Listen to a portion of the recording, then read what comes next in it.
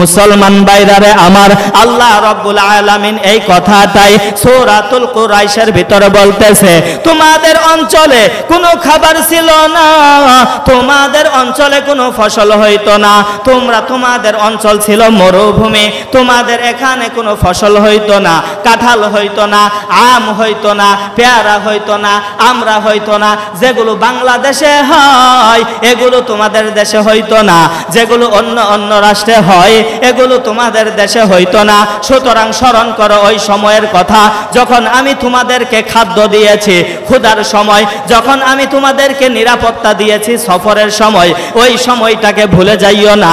এই দুই সময়ের কথা স্মরণ করিয়া তোমরা ইবাদত করো এই কাবা ঘরের মালিকের। আল্লাহ তাআলা এইখানে আমাদেরকেও শিক্ষা দিলেন।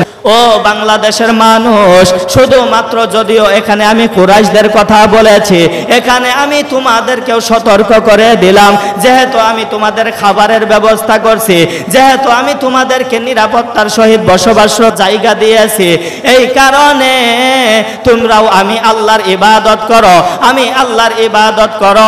আর একটা প্রশ্ন আপনাদেরকে করতে চাই, আল্লাহর ইবাদত যেটা মসজিদে করে অর্থাৎ কাবা ঘরে করে, আমরা সবাই জানি কাবা ঘরে দুই ধরনের ইবাদত করা হয়, কাবা ঘর কেন্দ্রিক দুইটা ইবাদত করা হয়।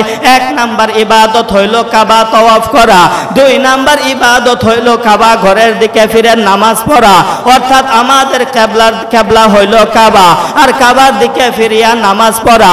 এইখানে অধিকাংশ মুফাসসিরগণ ডেকে ডেকে বললেন, দুনিয়ার মানুষে আল্লাহ তাআলা এই সূরা কুরাইশের মাধ্যমে আমাদেরকে জানাইয়া দিলেন, যদি কোনো মানুষ এই কাবা ঘরের দিকে, যেহেতু এই কাবা ঘরের রবের ইবাদত করতে বলেছে, অর্থাৎ অধিকাংশ মুফাসসিররা বলেছে যেই ব্যক্তি সময় মতো নামাজের হেফাজত করবে, টাইম টু টাইম 5 ওয়াক্ত নামাজ আদায় করবে, আল্লাহ তাআলা তাদেরকে ক্ষুধায় খাবার দিবে এবং তাদেরকে নিরাপত্তার সহিত তাদেরকে বসবাস করার সুযোগ দিবে।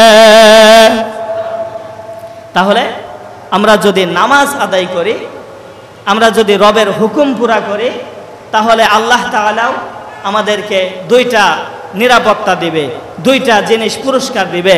এক নাম্বার জিনিস হইল আমাদেরকে ক্ষুধার সময় খাবার দিবে, দুই নাম্বার জিনিস হইল আমাদের ভয়ের সময় নিরাপত্তা দিবে। আচ্ছা, আপনার সামনে অনেক খাবার, আপনার সামনে অনেক খাবার, কিন্তু ওই মেন রোডের মধ্যে গোলাগুলি হইতেছে, মসজিদের বাহিরে গোলাগুলি হইতেছে, আপনার মনের ভিতর একটা ভয় থাকবো, আপনার খাবারের প্রতি কোনো রুচি থাকবো না, যে হাইরে আমি তো খাইতেছি, বাহিরে গোলাগুলি, কোন সময় যেন আমার উপর আক্রমণ হয়, এই ভয়ে আপনার পেটে খাবার যাইব না।